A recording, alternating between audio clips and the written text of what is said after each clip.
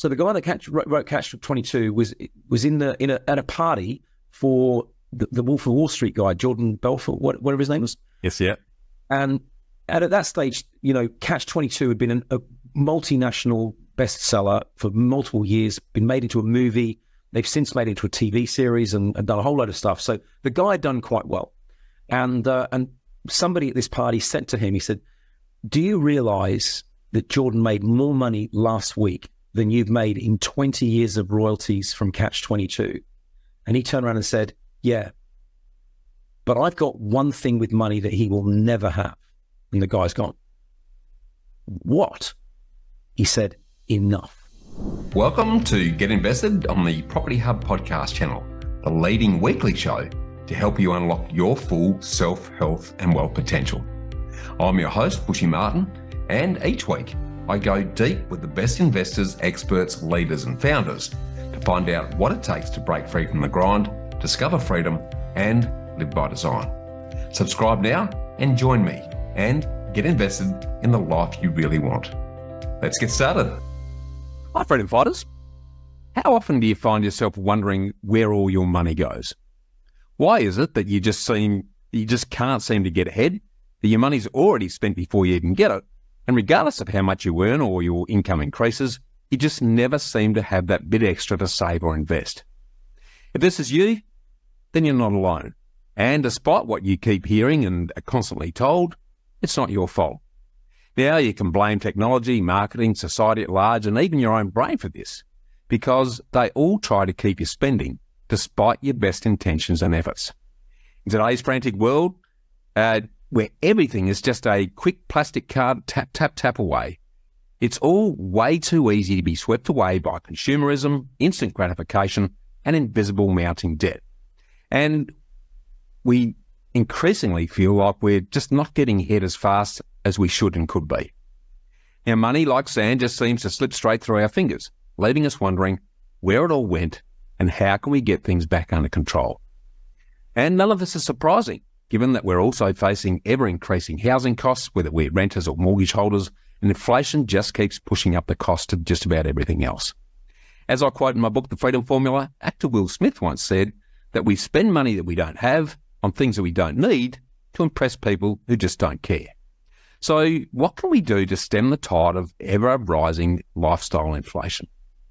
If you listen to most of the financial commentators in the media, you can be forgiven for thinking that you're the problem and you simply need to change your attitude to money. Following this line of thinking, the obvious, logical, rational and overly simplistic solution to your money woes is just to spend less and save more, to cut out unnecessary purchases and spend only on what's strictly necessary after searching out the best value. Now, this sounds easy in theory, so why doesn't it work for most of us? Now, you'll be interested to hear that based on the experience of today's special guest, only about 10% of us behave rationally with money all day and every day. And this shrinking minority are normally referred to as Scrooges, tight asses, accountants or financial planners. Meanwhile, the remaining 90% behave normally. They want stuff, they seem to have money, and the maths is too hard, too boring and too time-consuming to calculate the consequences of every single decision that we make.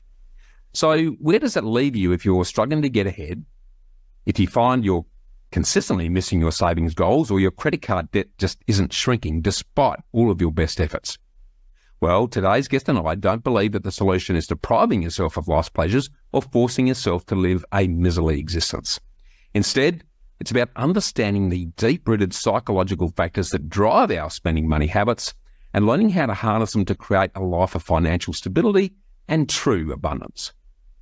As you're about to hear and enjoy, it's about slowing down your spending and setting up structures that trigger you to think before you spend so that you can make better decisions each and every day and ultimately to get more out of life. And to help you with all of this, fellow mortgage broker and active property investor Max Phelps joins me to enjoy a great discussion on our shared vision of waking up and shaking up hardworking Aussies like yourself and thousands of others to get your money shit sorted and to get invested in your future. Now, Max is also a money coach as well as a fellow author. So after unpacking the nitty-gritties of his own personal, professional and passive money and investing journey, we're going to delve into his recently released new book, Spending Fast and Slow, where he introduces you to a system that triggers you to think before you spend so you can make better decisions every day and ultimately to get more out of life. As we explore the fascinating intersection of psychology and money, discovering how our brains are wired to approach financial decisions both large and small, as he shares his tried and tested system to spend less, save more, and to stop worrying about money. So I'm really looking forward to this great conversation. So welcome and let's get invested, Max. Thanks so much for having me. What a great intro. Thanks, Bushy. Yeah, my pleasure, mate. I really enjoyed just sort of, I've only honestly skimmed through the book, but there's some really great stuff in there that I know everyone's really going to enjoy. So right off the bat, I want to encourage people to grab themselves a coffee. But for those that don't know you, Max, can you start off by giving us a bit of a rundown on what you do differently and, as importantly, why you do what you do? Yeah, so in terms of what I do differently, so yes, I'm a mortgage broker like you are, but everything for me is about the long term. It's about where do you want to take your life, and why I do what I do is I want to help people get to where they want to go, because I've been extremely fortunate in my life, having grown up in the country like you did, although with 8 brothers and sisters, which I don't think you had. My sister's one of 12, mate, so I had similar understanding of what a big family is about. Yeah, but, you know, you grew up in a big family with no money out in the bush, and, you know, the whole thing, stuff we're talking about today is just pipe dream, pie in the sky. Now I'm sitting here, you know, this is my home. I'm sitting as a backdrop here, and I've got a great life. I'm really happy. And what makes me happiest now is actually sitting down with people and helping them set their own goals and have the life that they want. That's why I go to work when I don't have to. Well, absolutely love that. Well, I'd love for you to unpack a bit of a Reader's Digest of your journey so far, if you can. And I want you to sort of take us through both personally, professionally, and passively, where you've invested your time, energy, money over the years, and why, and how's this then led you to where you are and what you're doing today, mate? Well, when you grow up in a family with no money, the first priority is not being poor. And that was the focus. So, like, how do I not be broke? And I was lucky enough to get a great job with a multinational company called Unilever, and was joined their sales and marketing team. And a good salary was the answer. So get a good job and you'll be fine. Now, I was lucky enough as well to, when I came backpacking to Australia, I met my wife when I was only 21. And we've been together 34 years now, 34 years in 2 weeks' time. Congratulations. Thank you. But initially it was just, how do we not be poor by earning money? And that was it. I wanted to invest in property. I played Monopoly as a kid. I wanted to do that sort of stuff, but they just never seemed to be, it never seemed to be possible. And we had kids really, really straight away. I was 23 when I became a dad. And so you've got the pressures of family and a growing career, and a wife taking mat leave back when mat leave was like 2 weeks if you're lucky. And paternity leave is like, well, if your wife's in labor, you can take the day off, mate. We won't count it. You know, that was it. I love it. I love the fact that people get paternity leave now. I think it's amazing. I would have loved to have done that. But yeah, so for me, it was putting my time and energy into my career. And the multinational gave me great opportunities. I worked for them in UK, in Sydney, in Brisbane, back in Sydney again, Bangkok, Ho Chi Minh, and 15 years I spent on the career path, and gave me a great foundation. And you know, I did quite well out of it, but ultimately I was made redundant, and decided I wanted more out of life than just working for money. And so I decided to start investing in property and become a high school teacher. Interesting. Well, I'm going to circle back to that, because what I'd love to sort of break into it a little bit, because we're often an outcome from nature and nurture of our upbringing. So how has your upbringing, given that you're one of 9, affected who you've become and your approach to money?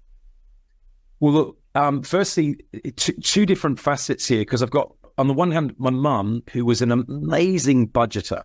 You know, when you're raising, you know, my dad predominantly earned below minimum wage. He was self-employed a lot of the time and earning below minimum wage.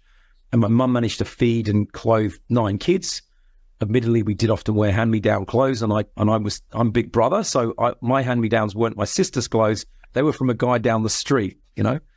In fact, there was a guy that I was at school with, and he refused to wear his older brother's clothes because there was like a 7-8 year age gap because they were out of fashion, and I wore his brother's out of fashion clothes. So I grew up, but my mum talked about money constantly. She was always going through a book. She wrote down everything. If there was 5 pence missing from a purse, she'd have all the kids lined up that were old enough to stand.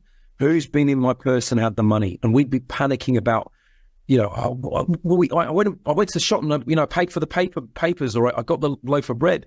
I know that, I've got that written down. That was this much. No, the price went up. Oh, I didn't get that. And then she'd adjust the books and we'd be going again. But every penny counted. My mum used to say, waste not, want not. And I never really understood that phrase properly until much, much later. Waste not, I understood. You don't waste anything. You eat everything. You never leave anything. And I had a problem with food for many years because my attitude to food was if someone's left something on their plate, it's like, oh, you don't want that. Can I have it? We're more similar than I thought, because that expression, waste not, want not, was exactly how I was brought up too, mate. So everything you're saying is resonating perfectly with my own upbringing. But it was the want not bit I didn't understand properly, and it was want not means don't want for things. But it was something that came from the fact that we didn't expect lots of stuff at Christmas. We didn't expect stuff at, birthdays were when you got new undies. And hankies. I got thousands of hankies. And I love football. You'll call it soccer, but you're wrong. Which is a round ball. So I would get a football every birthday and every Christmas. I'd get one, and by the next birthday or Christmas, it'd be punctured or lost or something, and I'd have to get another one. And so as long as I got a football, that was a birthday for me. Football and a bit of chocolate, a few clothes, that's me. But it just meant that I got in the habit of like, I don't really need stuff. I don't need it. It's not important to me. It's not valuable. But I am one of the tight asses. I am one of the Scrooges that I don't like spending money. It makes me feel uncomfortable. And so I do tend to, do things on the cheap. But my dad was very different to my mum. My dad, the best financial decision he ever made was to say to my mum, I'm no good with money. When I get paid, if I give you my money, can you make sure everything gets taken care of? And if I need some money to go to the pub, just give me some money and I'll be fine. Best financial decision he ever made. And it meant he couldn't ruin the family finances because money in his hand was gone. He also talked about traveling, and he wanted to travel when he retired. And to me, that felt like an awful long way off. And so that's why I came backpacking to Australia. I traveled through Asia. I traveled through America when I was young because I wanted to experience stuff before I got too old to do it. And so I've got this dichotomy between spending money on travel but being a tight ass the rest of the time. Yeah, I love that dichotomy, actually, because and it's some really good fundamentals that were baked in pretty clearly from your good mother. You mentioned earlier that you made the decision to jump off the corporate bus and then leap into property and into teaching, which is an interesting combo. I'd love for you to sort of share why teaching and then jump into why property, because that's something that, as you know, Australians have a big love affair with, but there's only very few that go much beyond buying their own home. So can you take us through your thinking on both of those? Well, as part of my job in the last 4 years that I was with Unilever, I did a lot of training. I did a lot of sales training, negotiation training, and also I had in Vietnam, I had a very big team. I had like 50 people through my team, about 11 of them reporting directly to me. So I did a lot of training, a lot of mentoring people, and I wanted to do that, and I wanted to be able to travel. And of course, for me, teaching was like, well, I can go and be a teacher, and then I get my school holidays. I can spend time with the kids, go traveling. But I know that teaching doesn't pay well enough, so I need something else that pays better. And so I remember years and years ago, I was on a course, and I don't remember who the guy was, but he used to say, do the job that you love, but find a way to make the money that you need. And so for me, property was the way to make the money that you need. And I think it's a great philosophy, which is, do what you love, because doing what you love is what you wake up to do every single day. And so teaching, I thought I'd probably enjoy it, and I did. I loved it. I did 2 years as a high school maths teacher, teaching sweaty teenagers how to do Pythagoras and whatever. And I loved the challenge of it. Every single hour of it was just, on your feet. Like, how can you get this into the kid's head and they're just not getting it? And then how can you get them to remember the stuff that you did last time? I love that challenge, and I totally enjoyed doing that. Yeah, I love that. I'm going to spring this one on you, Max, but what's something unique or interesting about you and your background that you've never shared publicly before? Well, you see, I mentioned my wife a couple of times. So we met when I was 21, and we've been married now for almost 32 years, together for 34. Now she is a shopaholic. She's much more like my dad with money. She can't be doing with money. And I can't change her. I can't make her stop buying stuff. I can put in place structures that help her understand what she's doing. And that's what the book Spending Fast and Slow is really all about. But something that I've never really talked about is the fact that I actually, I left her in just before our 10th wedding anniversary, Boxing Day of, what would have been 19, I can't remember what year, 2001 it would have been, I think. Yep. And I left her because I thought there was someone else that was more interesting. And it's that being tempted by something. But you know what?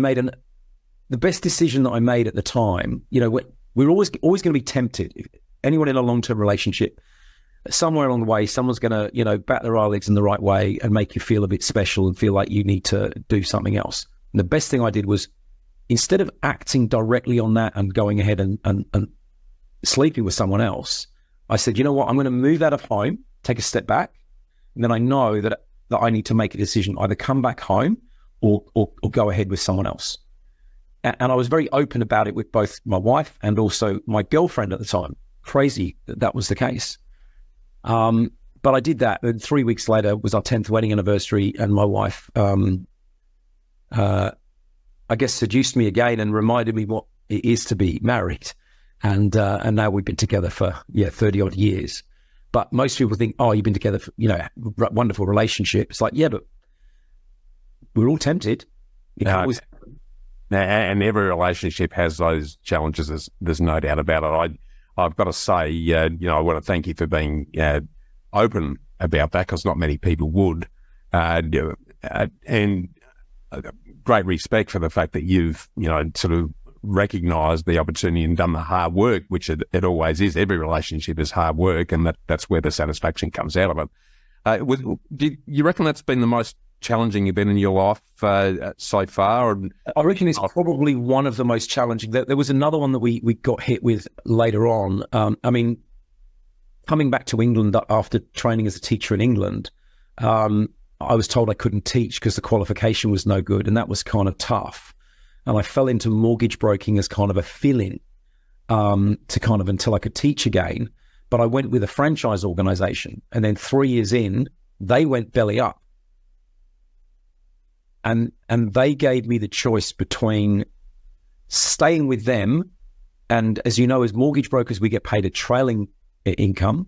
Yep. You stay with them and keep your trail, and you'll be sold on to someone else, or leave and walk away from 3 years of building up the business. Tough one. Which way did you go? Well, I started Golden Eggs straight away. So Golden Eggs was actually born in November 2011. They went belly up. They went into administration in October the 17th, 2011, and 2 weeks later, I gave them my 2 weeks notice, and then I waited until the end of the 2 weeks notice, started up Golden Eggs, and that's my business, and I've been trading under that name ever since. But it then allowed me to then focus more on investors and focus more on doing things my way rather than doing things the way that they wanted me to. Yeah, I love that. Before we get into that whole arena, and I want to sort of drill into your property journey in a fair bit of detail, if we can. And sorry, just by the way on that, Bushy, you also know that when you're a mortgage broker, there's a huge lag between when you're paid, when you do the work, and when you get paid. When the administrators stepped in, they said, we're not paying for anything prior to today. So not only do they stop our trail, they stopped every single deal that we had. So I had to go on zero income for 3 months until I could get things back on track again. Well, that would have been financially extremely challenging at the time. Wife and 3 kids to support. My wife working in the business with me. That was our sole source of income. Good, great. If I look at that combination of the challenges with your relationship and the challenges you had around that business exercise, what were the greatest learnings and best changes that came out of that, do you think? It's funny that it's committing to something is a powerful thing to do, an incredibly powerful thing to do. Whether it's committing to a relationship or committing to a business, it's just going, you know what, I'm in. I'm going to do this. It's a very powerful thing. And then you have to make it work. And things don't always work out the way you think they're going to at the start. But when you make that commitment, then you've got to do the work to make it happen. And for a lot of people I know, and I know I was this for 15 years, I didn't make a big commitment to do anything much at all. And the problem, if you don't make a commitment to do anything much at all, then guess what you do? Not much at all. And you chase the next shiny thing that comes across the horizon. Yeah, spot on. No, and I guess that, you know, my take home from reading that is that long-term commitment, whether it be to your business, your finances, and the relationship, is ultimately the exercise that will strengthen your character and your resilience, and ultimately get you to the whatever you like to call sustainable success. So love you sharing that. I want to circle back a little bit there and get you to talk about, what does money mean to you, Max? It's just a tool. That's all it is. It's a tool. It's a tool to do a job. We need money to pay our bills. We need money to do the stuff that we like, but it's just a tool. It's not the be all and end all. I used to be interested in chasing it. There's a lot of people in our profession, and that's all they do is chase the commissions, chase the deals. But it's just a tool. And if once you understand your own self better and you know what you want, then you go, well, how much money do I need to do what I need? And I don't need really all that much. You know, I'm happy to buy cheap t-shirts and, you know, I love where I live, and this costs us a lot of money to live here. But it's just a tool, and we use it to get the things that we want. And if we need to make more, we make more. But obviously it's much better for me. You know, we hit the point a while ago to get our passive income up. If you can get your passive income up so that you don't have to work if you don't want to, then you can choose to chase the dollars. Actually, one of my favorite quotes is from, I always forget his name. Is it Tom Heller? The guy that wrote Catch 22. Oh, yeah. Yep. So the guy that wrote Catch 22 was at a party for the Wolf of Wall Street guy, Jordan Belfort, whatever his name was. Yes, yeah. And at that stage, you know, Catch 22 had been a multinational bestseller for multiple years, been made into a movie. They've since made it into a TV series and done a whole load of stuff. So the guy had done quite well. And somebody at this party said to him, he said, do you realize that Jordan made more money last week than you've made in 20 years of royalties from Catch 22? And he turned around and said, yeah, but I've got one thing with money that he will never have. And the guy's gone, what?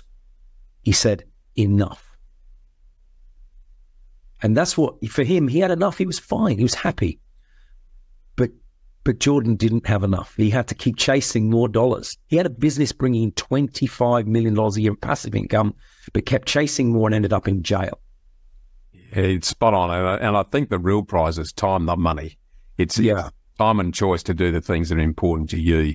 And that's a really good segue. I'd love for you to share your vision of what your ideal lifestyle looks like, because you're probably living it right now from what you just I am. shared with us. So what does that look like, and what have you invested in to help make that happen?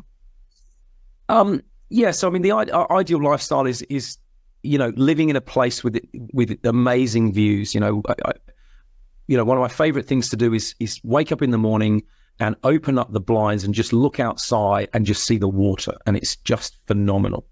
And you know, when you've grown up out in some, you know, crappy little place in the bush, and you're suddenly looking at this amazing view, it makes you feel good already to start the day.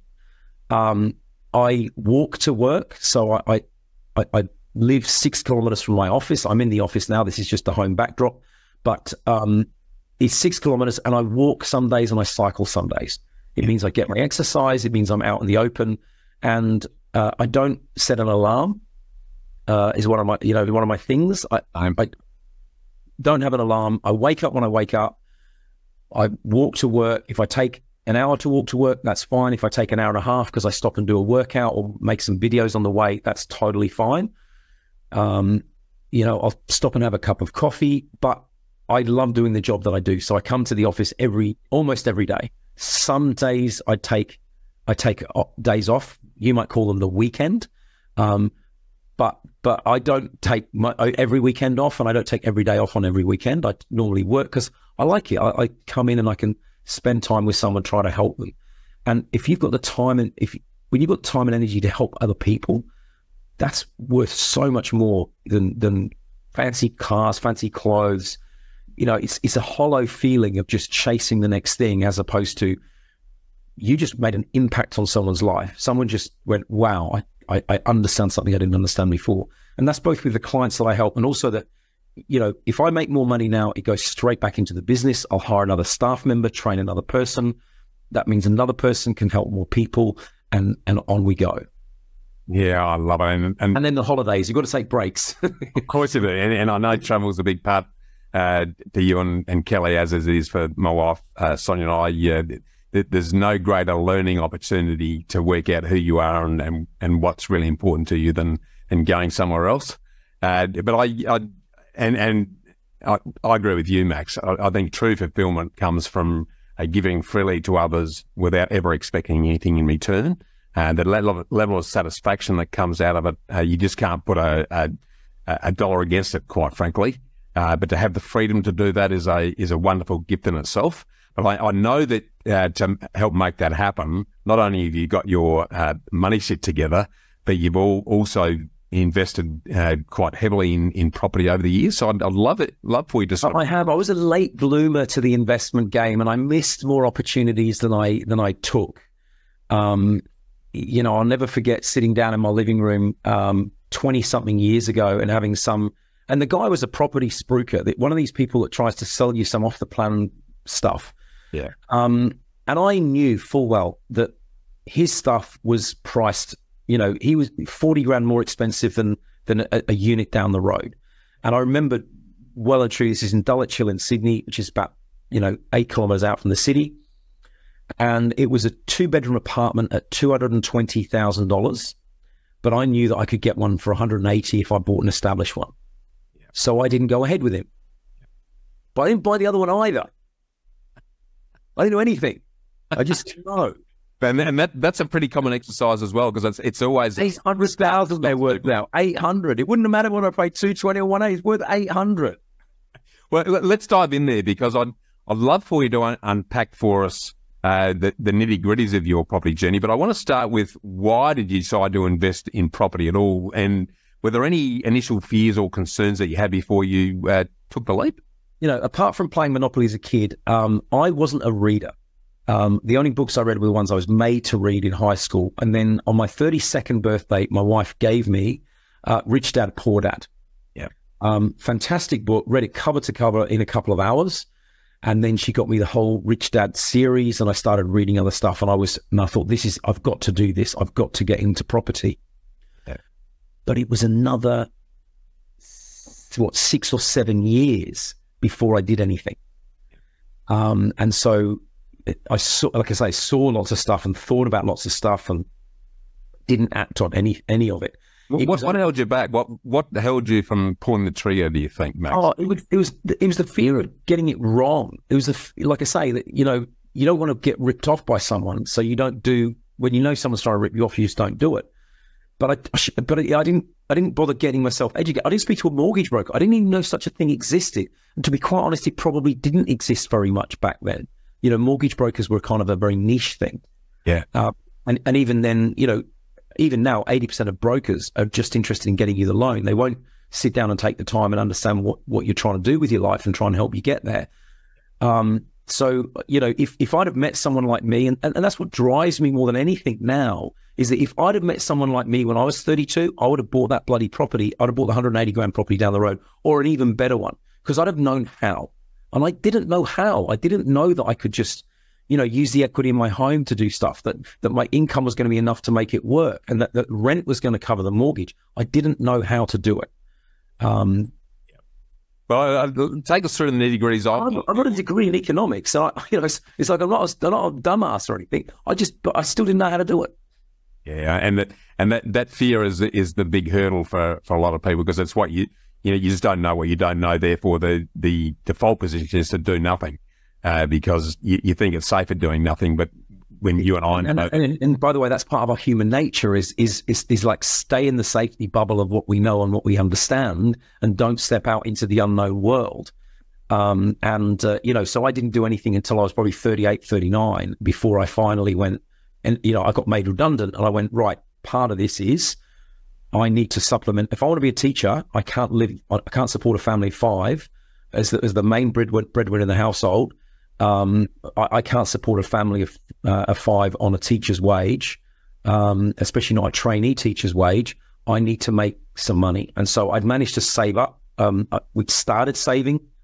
The good thing I did do at 32 was we started saving money. We'd never saved money.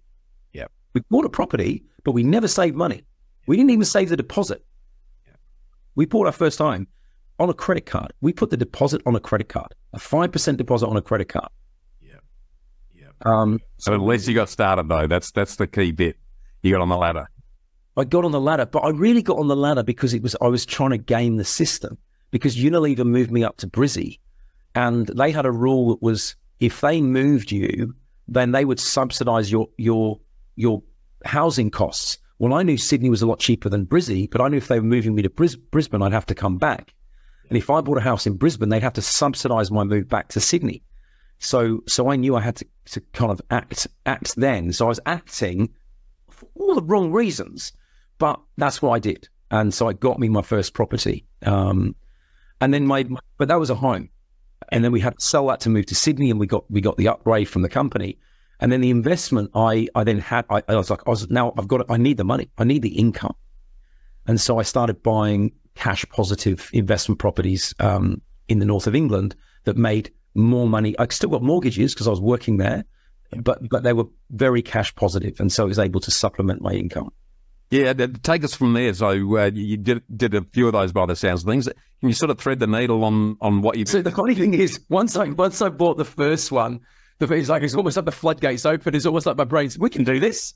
Oh my god! Oh, you get financing by a property. I did one in January. I did another one in July, and by then I'd left the UK. We'd moved back to Australia, but I was still getting paid a teacher's salary up until the end of August, because there's summer holidays in the July-August period. And I was literally on my way back to Australia. We stopped up in Vietnam where we used to live to catch up with friends, and I was in a bar, going to the bar to order drinks for my wife, and saw a message saying that there was another property available, and I went, I like that. And I bought this property via text message from a bar, from like taking no action at all for like years and years and years. Like a text message, I had another one of those. Just like playing Monopoly, Max. Exactly right. And I just bought, and I thought, I can use my teacher's salary still, because still getting paid in the bank account. Yeah, it'll be fine. Got myself the loan, bought another property. But then we moved back to Australia and sort of had to start again with the whole, became a mortgage broker. You don't get paid for 6 months. And the big thing for us then was that, and this is something else I learned on the way, is that often we make mistakes with property, because even on the property we live in, because our family needs change. Yeah. And we had teenagers in the household. And when you're living in a household which has got enough bedrooms but only one bathroom, you need another bathroom, and you typically need another living space to cope with teenage kids. So we didn't really like the area that we were living in as much as we didn't want to end up in that area. We wanted a place with a bit more space, but it was going to cost us so much more money that we thought, we're going to sell the house, put that money into property, and start renting. And so we've been rent investing since 2010. So that's 13 years ago. Mama. Sold the family home and then went to buy property. And America was where it was happening at the time. Their market was in the toilet. Property prices had fallen 75%, not 7.5%, not 25%. They had fallen 75%. I couldn't get a mortgage, but you didn't need one. So we just went and took the cash. We still had a sizable mortgage back then, but we took the cash, put that into a property in America, bought 11 units. So 3 blocks of like 2 4s and a 3, 11 units in Phoenix in Arizona. And that pretty much set us up. You know, we went from having 3 investment properties to 14 in the space of about 6 weeks. Yeah, I love that. I did the same thing. Yeah, my wife and I jumped on a plane. As soon as the GFC hit, we thought this is a once-in-a-generational opportunity, given how far prices had fallen. And we spent 3 months over there having a really good look along the East Coast before we bought a bunch of properties. But I must say it has been a little bit challenging because while the yields were incredible and the growth in value, just going back to what the long-term average was, you'd made big money and was great exchange on the Aussie dollar. And it was parity. Yeah, it was, and so dropping back to 75 cents, is you've built in 25% increase in equity straight off the bat. But I must say, the quality of professionalism in the States versus Australia is like chalk and cheese. So, you didn't get burnt by a property manager as well, did you? Oh, how many? Oh, my God, they ripped me off. Yeah. 6 months I was with a property manager, 11 units. Guess how much rent I received on 11 units with no mortgage on in 6 months? Not only did I not receive $1, they reckon I owed them 10 grand. Yeah, that's the hard part of it. But again, useful learnings and what it reinforced to us is just how good we've got it here in this country. From all the worst property manager in Australia is still amazing by US standards. Totally agree. So if you look at your property journey, and it sounds like your initial property investments were cash flow driven. Has your strategy changed at all over? Oh yeah, yeah. I mean, those first properties I bought in the UK were, as it turned out, garbage. One of them I've actually just sold. One of them was a house I bought, great, like 8% yield. So and back when mortgages were 5% and dropping down to 2%, and 8% yield was phenomenal. Wow. 15 years I've owned that property for. It's got up in value from £75,000 to £105,000. So £30,000, not even a 50% growth in 15 years. Out. So I would never do it again, like the pure cash flow. So now what we do is we look for places we think are where the area is fundamentally undervalued. So we think there's a bit of upside there. And then we do a small lot subdivision. Buy a house with a big enough block of land, you can put another house on there, and then, you'll make money just on the build, and then you'll also make money if you ride the wave because the property prices were fundamentally undervalued in the area. Yeah, no, I love that. If you look back on your property journey so far, what do you believe are the keys to being successful with both money and investment, and why, Max? Well, firstly, you got to manage the money properly to start with. You can't invest in property if you don't build up some equity or have some savings. And so that's where we went wrong for the first 12 years. But secondly, find some good people. I mean, it's not hard nowadays to find a good mortgage broker. And they're a great start, especially if it's someone like, yourself or myself, where we care more about the client's outcome than lining our own pockets. And it's all about, well, what do I know that I can share with someone that will help them feel like they've got the confidence to do what they need to do to make stuff happen.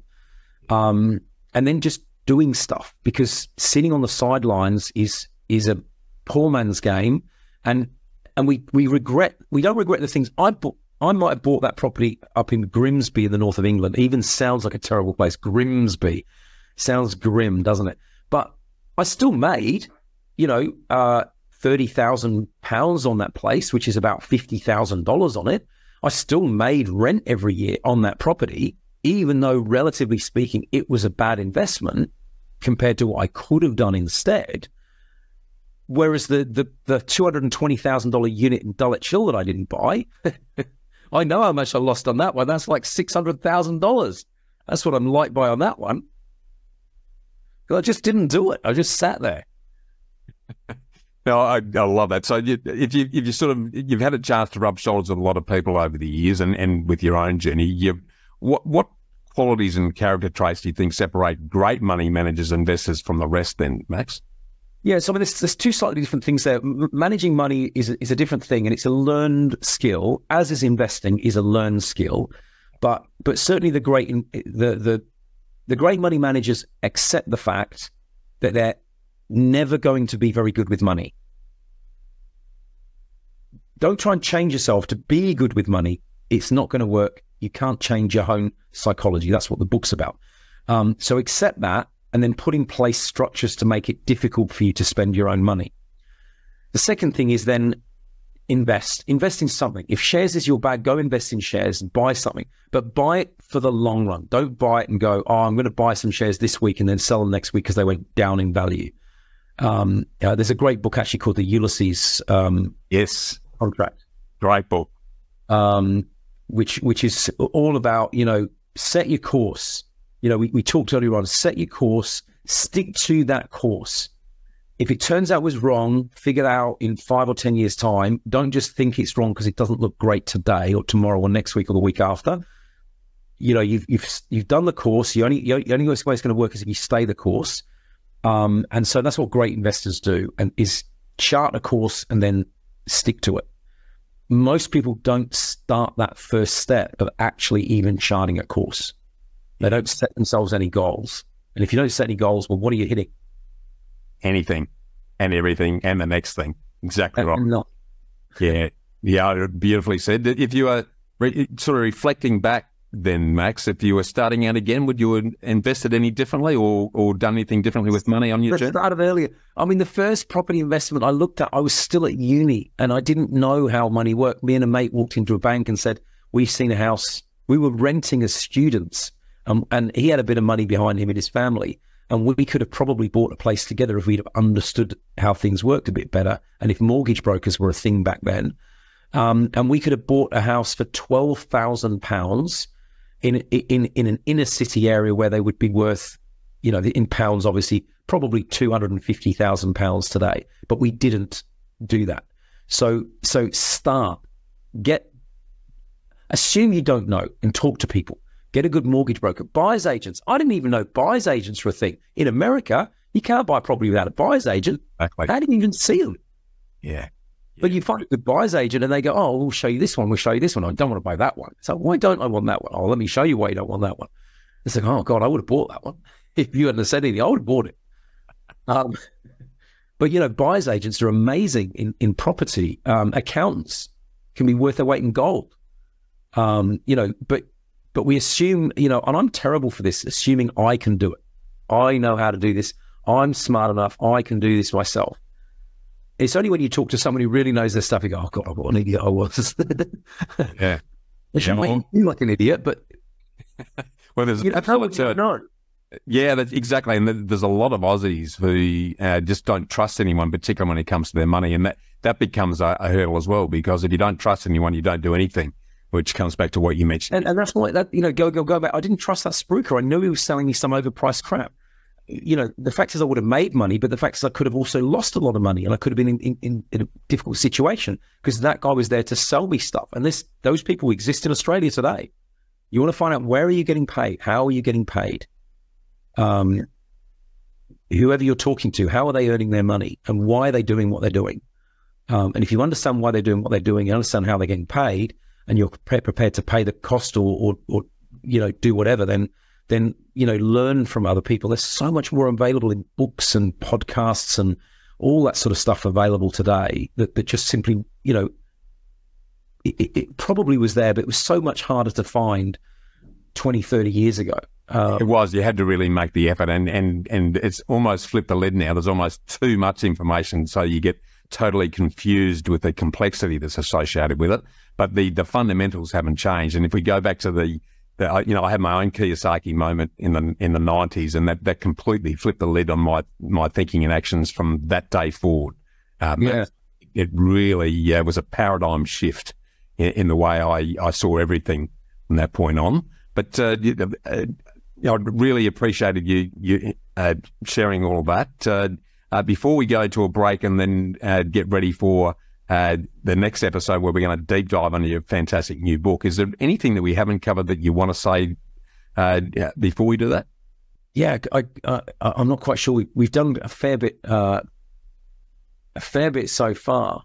Are there any money management tips or hacks that you've personally picked up, and and sort of researching your mother's ability to put things in little brown paper bags? Exactly. So my mother put everything in little purses. So, like I say, the best decision my dad made was going, you have the money, because money in your pocket makes no sense, and that's what one of the driving forces behind the book is that most of us manage money in an awful way at the moment. Go back to when we got paid cash. People knew you had to take the cash home and hide it. Now, we open up a bank account. When we get our first job, we have a debit card linked to that bank account.